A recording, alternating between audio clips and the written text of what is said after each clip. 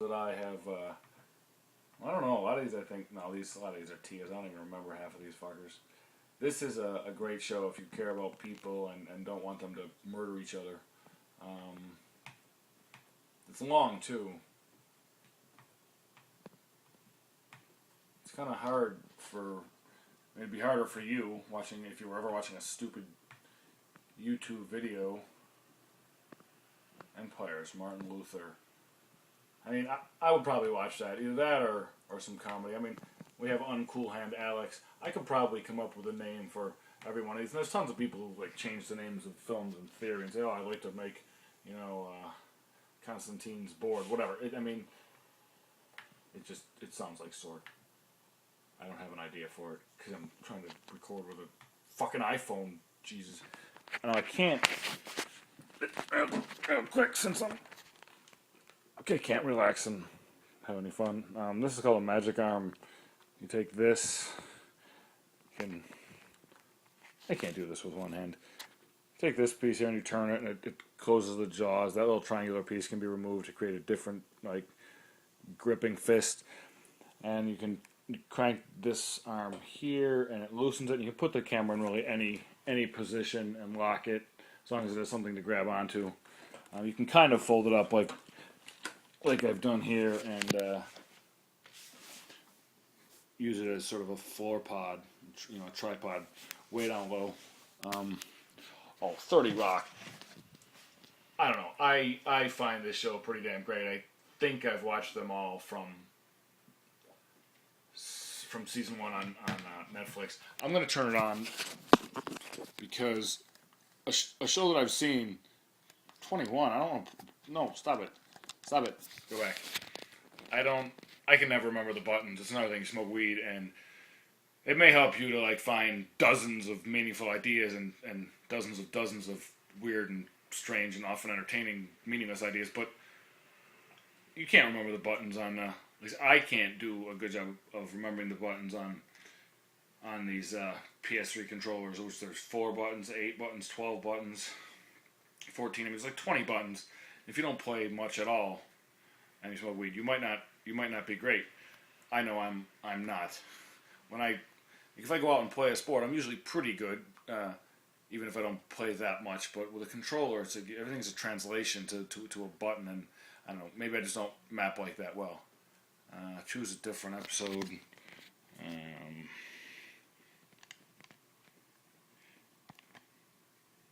X. I'm sorry for the lack of quality in the video, and the audio probably sucks too. But I do have different audio.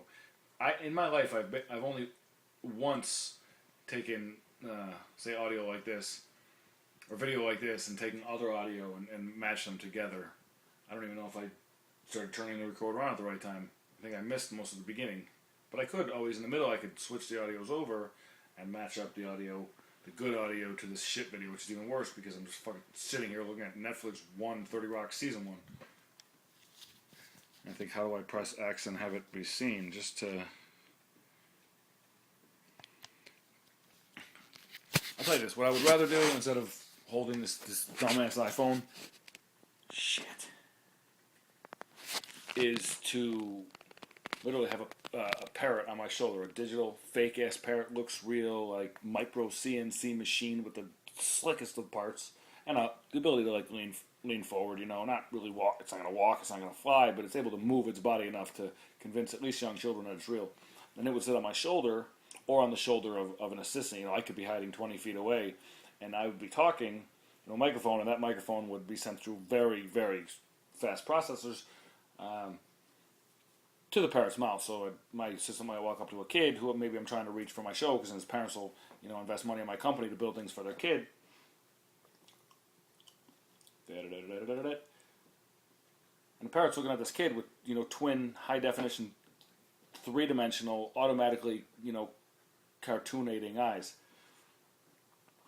Cartoontizing. I don't know what you'd call something that automatically turns live 3D video into a live 3D cartoon. I'm pretty sure it can be done.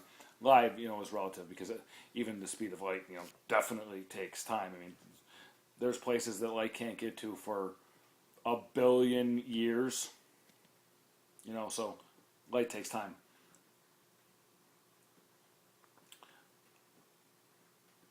I'm saying instead of having to hold a camera, instead of having to record myself, which I fucking hate, instead of having to be all unstable like this, I could parrot. I call me American parrot, but parrot also means to repeat, which is not what I'm trying to do. It's sarcastic. The American parrot. Um,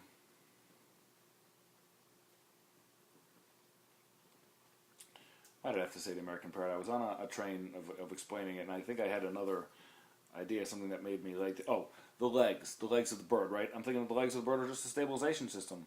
They just cause the bird when I walk to be. He looks like he's moving, but maybe he's like a $499,000 camera platform. I mean, he's invisible as a camera for like a year. Like Barat went out and recorded all this shit. A lot of people didn't even know who the fuck he was. Well, if you have a bird that looks that real, you can probably at least like convince kids for a year. And your assistant would hand the parent a card which said in very large letters, like we're making a show, there's a buffer of video being recorded right now. If you press the little red button in the corner of this index card, then that video will be erased. Maybe a cartoon copy will be kept in case you change your mind later. But basically, if you give us permission, or if you give this beautiful woman with her child who knows the bird is a fake, but doesn't give it away and doesn't have to lie. I mean, nobody ever asked the lady's kid if the bird is a fake, and I don't think the woman would lie either. If the kid discovers the bird is a fake, well then the bird still keeps talking to him. He may think, what's going on? Like, this bird it can't fly, but it's talking to me and it's smart. I mean, that might actually be the thing that gives away the whole deal to many kids, is that a bird is not this smart. A bird cannot talk like me.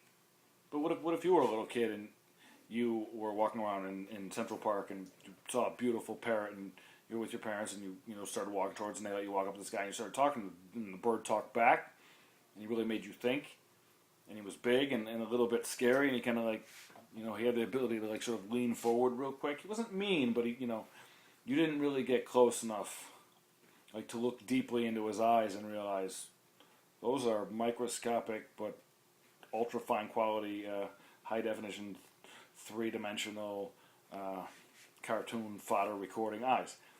Now, if you're going out and you're talking to kids, like I don't know, from 0 until 18, maybe the only people you actually have on your show are kids. You're not Bill Cosby. You're not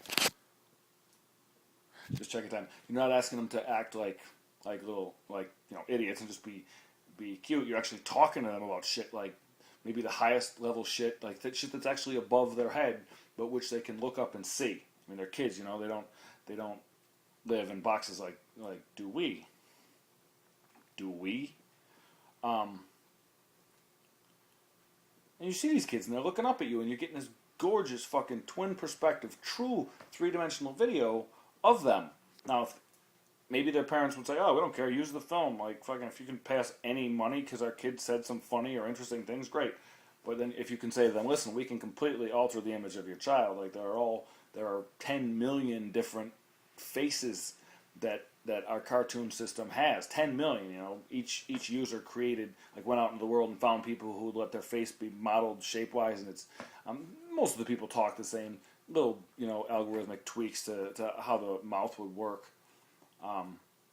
Or how it will be displayed, but you'd literally be recording a kid and his shape, from 2 cameras. There'd probably be another one too, like a third, triangulating camera to really help with the animation.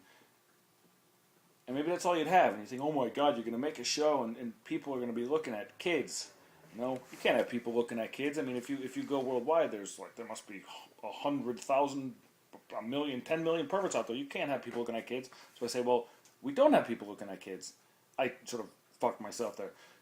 I jumped ahead of myself. So